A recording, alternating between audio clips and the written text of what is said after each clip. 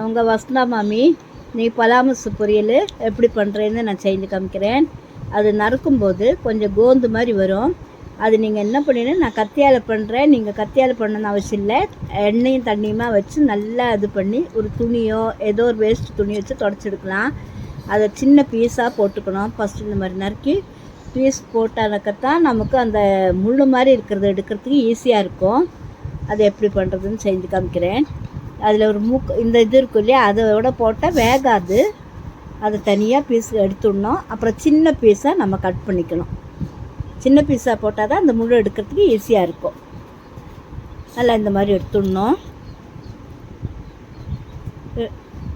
நல்லா இந்த மாதிரி சின்ன பீஸாக போட்டு ரொம்ப சின்னதாக்காதுங்க. நல்லா வாஷ் பண்ணிவிட்டு தண்ணியை கொதிக்க வச்சு கொஞ்சம் உப்பு போட்டு மஞ்சள் பொடியை போட்டு இந்த காயை போட்டு வேக வச்சுக்கணும். ரொம்ப வேக வைக்கக்கூடாது. பைத்தம்பருப்பு கொஞ்சமாக அதுக்கு சேர்மானத்துக்கு அது தனியாக வேக வச்சு எடுத்துக்கோங்க. அப்புறம் தேங்காய் பச்சை மிளகா, இதுக்கு சுத்தறதுக்கு தேங்காய் பச்சை மிளகா போட்டு இது பண்ணிவிடுங்க. இது நல்லா வடியை வச்சுட்டு நல்லா வடியை வச்சுக்கணும். நினச்சினாக்கா தண்ணியே இருக்கக்கூடாது. வடியை வச்சுட்டு மிக்சியில் ரிவர்ஸில் சுற்றிக்கணும். இப்போ கொஞ்சம் தேங்காய் எண்ணெய் ஊற்றிக்குங்க. தேங்காய் எண்ணெய் தான் டேஸ்ட்டாக இருக்கும். உளுத்தம்பருப்பு,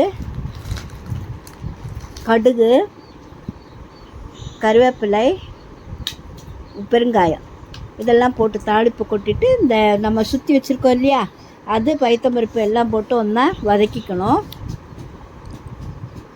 தேங்காய் ஒரு மூடி தேங்காய் நம்ம இதாகிட்டு நல்லா போட்டுக்கணும். பச்சை மிளகாயும் தேங்காயுமே சுற்றி வச்சு அதை போட்டு நல்லா மிக்ஸ் பண்ணிவிட்டு ரொம்ப டேஸ்ட்டாக இருக்கும்.